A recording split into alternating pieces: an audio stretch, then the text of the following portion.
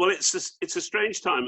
You know, I've been looking backwards over the last few days. I'm just taking a bit of a break at the moment because I had a bad week last week. I was getting harassed from all sorts of quarters. I think people might have been aware of that. I've been accused of being anti-Semitic in the last week, which is quite interesting, because the government have clearly rattled, and they've got their friends to attack me using social media that I'd posted in 2014 when the Israeli government were bombing and killing children in Gaza, which is nothing anti-Semitic, but it was criticism of the state of Israel. But they've dug that up and used that, you know. And I understand there's going to be another piece in the Jewish News tomorrow from the conservative friends of Israel, again attacking me and trying to undermine my credibility, you know.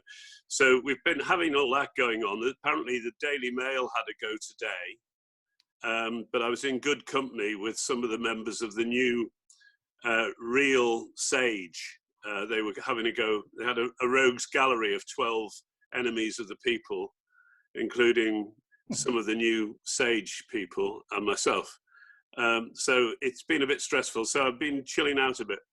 But looking back, this has been, for me, going on for 3 months, and clearly for everybody else, it's been going on for that time as well. But when I reflect on the end of January, when we first received the returnees from Wuhan, who were quarantined at Arrow Park on the Wirral, and I did a Sky News interview outside Arrow Park on that Saturday morning, the 1st of February. And I remember saying, with this kind of situation, we have to plan for the worst and hope for the best. And you'll get it wrong whatever you do. And, you know, if you remember what happened with the millennial bug, when a lot of money was spent because we were worried that all the computers were going to fall over on the 31st of December 1999, and nothing happened, and everybody said, what a waste of money. And I said in that Sky News interview, we've got to really take this seriously and get to grips with it. So that was my first intervention at that point. And then I also was stressing the importance of being open and transparent with the public.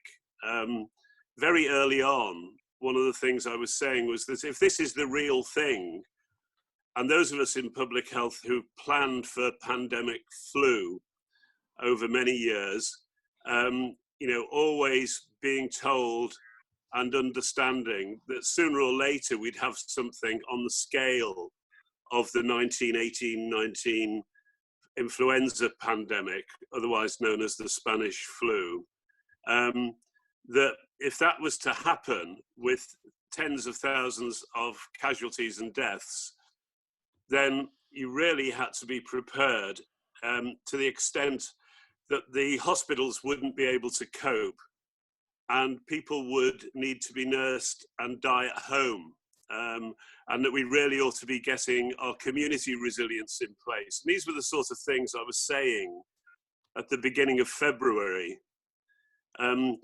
I just mentioned that as a result of one of those Sky interviews that was seen by the Crown Prince of Bahrain, Crown Prince Salman, he got his people to get me out to Bahrain with the specific remit of critiquing their plans to respond.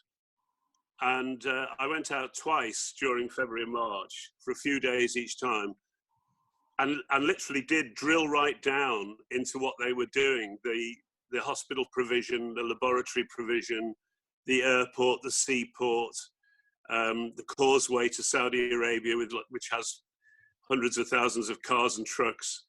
And I went through everything with them and identified all the weak areas where the virus could come in, and left them the first visit with a list of about 15 recommendations, which they all implemented, all of them, and including substantially increasing their testing capacity, so that when I went back the second time, they had this much bigger capacity. And there was an article in The Guardian about 3 or 4 weeks ago by Sarah Bosley, where she had a chart which showed really how Bahrain had such a high testing rate per 100,000 population compared with ourselves.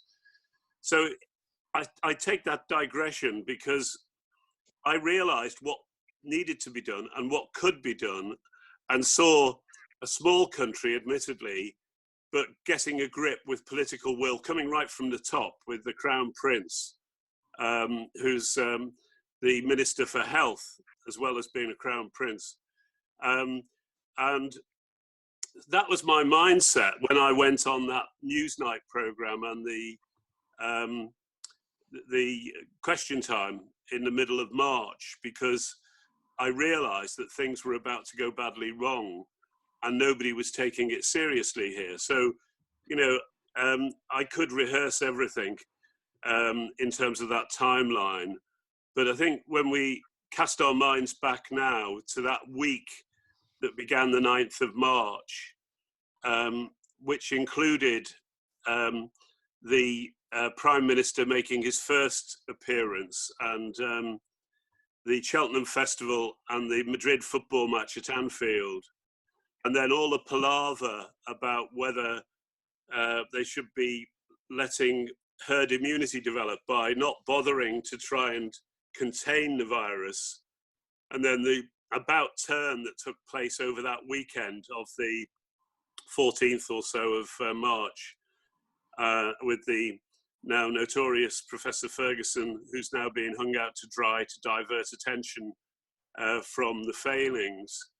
You know, we can see over the last 6 weeks, that's been the period when, well, it's getting on for 8 weeks actually, from mid-March to now, when we went from a handful of deaths to doubling every few days, to this geometric increase, and all of the things that have happened there.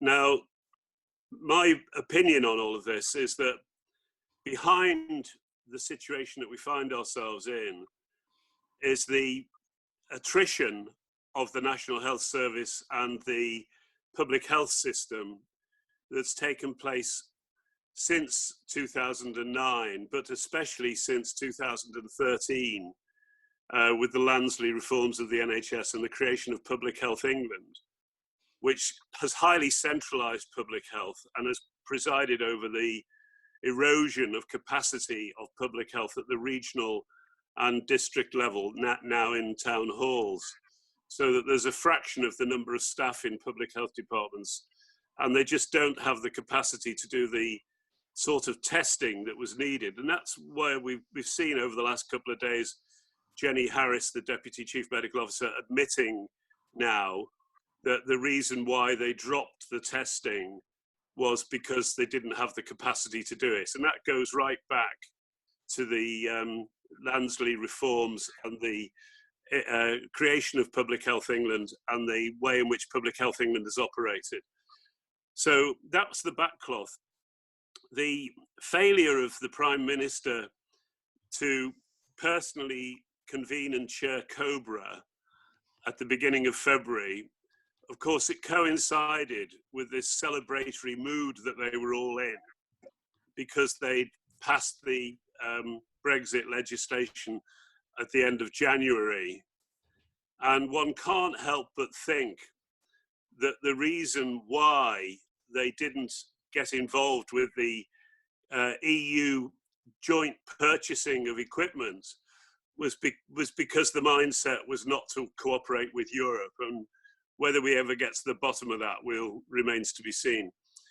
But if the Prime Minister had convened himself and chaired COBRA at the beginning of February, one might have expected him to have stood back from the emerging situation and taken stock of what was needed, taking advice from many different quarters, not just the statistical modelers, but other folk and practical people. I mean, we've seen now this week with the new version of SAGE, or the real SAGE, if you wish to call it that, chaired by Dave King, that there are 4 proper public health people on that now. And there were no real public health people on the SAGE itself.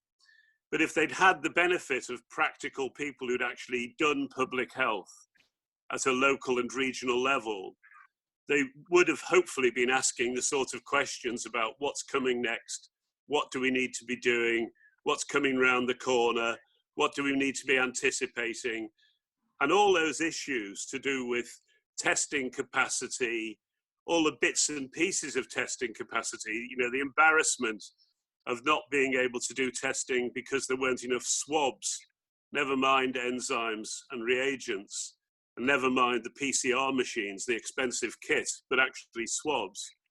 And also the whole thing about the failure to have built up a stock of personal protective equipment identified as a weakness in the Operation Signa in 2016, which was never followed through because of the obsession with Brexit and because the government's mind was on other things. So, you know, if we'd I think, and I've written a piece about this in the Byline Times, as those of you who are not familiar with Byline Times, it's an online news medium. I've written a number of pieces for that. There was a piece I wrote called, you know, for the want of a nail, the shoe was lost. For the want of the shoe, the horse was lost. For the want of the horse, the battle was lost. For the want of the battle, the kingdom was lost. And I think it goes back to Boris Johnson's failure to get a grip at the beginning, but also the circumstances of the anti-collaborative mentality because of the gung-ho thing of leaving Europe. If we'd done it right, then we would have adhered to classic public health principles of screening people coming back into the country, certainly those people who'd been skiing in Italy and Austria in the February half term and presumably brought back the virus and seeded it all around the country in the more middle class skiing parts of the country where people go off on their half term holidays skiing. And then later on the Madrid football match and the Cheltenham Festival and so on. But this whole failure to screen, to test, to triage, to isolate and quarantine, and then to treat. It's a simple formula, it's a simple framework, but we just didn't do it. So that's where we are now. We've had many more deaths than were needed, you know, not needed, but would have happened.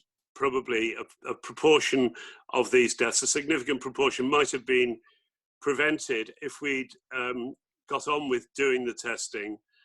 And I believe that if we'd shared the data as well, another accusation that's made against the centre, particularly Public Health England, is its data hoarding, not sharing data with the local public health directors. So they could have advised the local authorities on early measures like whether or not to close schools, whether or not to shut restaurants and meeting places, the sort of things that they did in Hong Kong very much at the early stages, where the principle of Hong Kong right at the beginning was to say, we've got to be quick, we've got to respond quick, we've got to test, we've got to screen, we need to make everybody work from home if they can. They did that right at the beginning.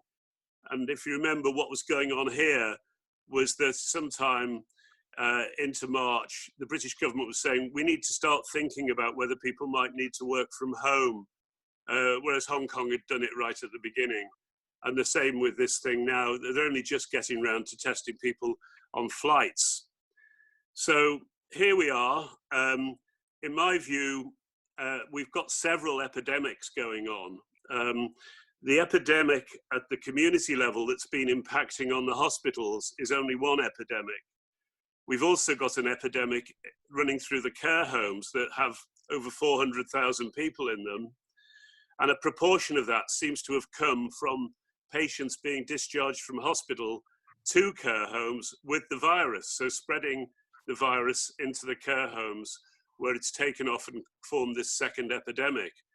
The danger there, of course, as well, is as this continues to proceed, as now a majority of the deaths each day are now care home deaths, and that's still got some way to run, then the virus could be reintroduced into the community by care home staff who are not properly protected. In the same way that a lot of the other community cases that are still taking place are coming from hospital staff who are being infected and then bringing the virus back into the community because they're not got proper personal protection. And then the third big epidemic that we don't know anything about hardly at all is what's going on in the prisons, because a prison situation now is that there seem to be 2,000 or 3,000 people infected in the prisons. Prison population's about 80 or 90,000. There've been somewhere around 20 deaths that we know of prison officers and prisoners, but we're not being told any of this. And the rate of spread in the prisons seems to be a doubling every few days. So it's like it was in the early time with the ones going into hospital. And again, the prison officers could be reintroducing the virus into their own neighborhoods and communities and families. So we've got these parallel epidemics. There are other groups, particularly disadvantaged groups, the kind of informal, homeless, illegal migrants, people in multi-occupation. We seem to have done a reasonable job of housing people who are rough sleepers, but there are still quite a lot of those. So there are other places that the virus can come back in. If we have a decent summer, and the weather we've got at the moment is promising, then that might help to damp the virus down. But it may well come back after the summer. And although it's a different virus from the 1918-19 virus, which was an influenza virus, and this is a SARS-2 virus, it's different, but it has many of the same characteristics in the way it works. And the 1918-19 one actually had 3 waves, and it started in 1917 in the army camps in America, where they were mobilizing to join the First World War. And in some of those camps, they had high death rates. In others, they didn't have particularly high death rates.